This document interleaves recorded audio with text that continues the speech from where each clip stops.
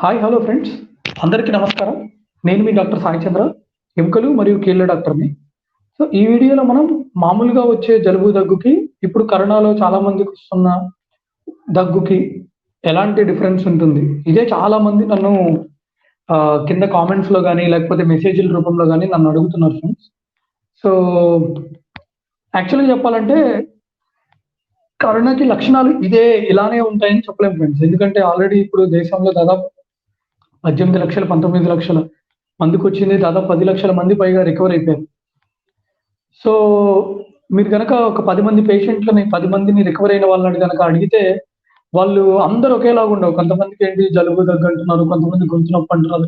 కొంతమందికి అసలు సింప్టమ్స్ ఏ ఉండట్లేదు. కొంతమందికి వాసన తెలియట్లేదు, టేస్ట్ తెలియట్లేదు. కొంతమందికి లూజ్ మోషన్‌లు అవుతున్నాయి. కొంతమందికి ఊపిరి తీసుకోవడం డిఫికల్టీ ఇవన్నీ అన్నమాట. సో ఏంటంటే కరోనా పేషెంట్‌కి ఇంతకు ముందంటే ట్రావెల్ హిస్టరీ ఇవన్నీ ఉండేది. ఇప్పుడేంటంటే ఆ ట్రావెల్ హిస్టరీతో అసలు సంబంధం లేదు. ఇంట్లో ఒకళ్ళకి రావాల్సిన అవసరం గూడా లేదు. ఆఫీస్‌లో రావాల్సిన అవసరం లేదు. అది కాంటాక్ట్ ఎవరనేది గూడా అర్థం గాకుండా అన్ని కేసులు అయిపోయినాయి. సో ఇవే సింప్టమ్స్ ఉంటాయని చెప్పలేము ఫ్రెండ్స్. కాకపోతే మనం చూడాల్సిందేంటంటే జలుబు, దగ్గు, గొంతు నొప్పి, జ్వరము, వీక్‌నెస్, జనరల్ బాడీ పెయిన్స్, మలేస్, తర్వాత శ్వాస తీసుకోవడానికి ఇబ్బంది, ఛాతీలో బరువుగా ఉండడము, ఛాతీలో నొప్పిగా ఉండడము, టేస్ట్ తెలియకపోవడము, వాసన తెలియకపోవడము, ఈ మోషన్‌లు అవ్వడము, ఇవన్నీ ఒక లిస్ట్‌లా చేసుకొని వీటిల్లో ఏమన్నా ఉన్నాయా లేదా అనేది చూసుకోవాలి. అడుగుతుందేంటి మెసేజ్ పెడుతున్నారు కింద కామెంట్స్ రూపంలో ఏంటంటే, సార్ ఇట్లా వానలో తడిచాము దాని తర్వాత జలుబు దగ్గు వచ్చిందని. సో క్లియర్‌గా మీరు వానలో తడిచారు దాని తర్వాత జలుబు దగ్గు వచ్చింది అంటే మీరేం ఫీల్ అవ్వద్దు. ఐ మీన్ ఎక్కువ భయపడొద్దు. కానీ మీకు టెంపరేచర్ మాత్రం కంటిన్యూయస్‌గా 100 కంటే ఎక్కువ ఉంది. సడెన్‌గా టేస్ట్, స్మెల్ తెలియట్లేదు. లూజ్ మోషన్‌లు 5, 6 సార్లు అయితున్నాయి. ఊపిరి తీసుకోవడం కష్టంగా ఉంది. అంటే మాత్రం కొంచెం కరోనాని సస్పెక్ట్ చేయొచ్చు.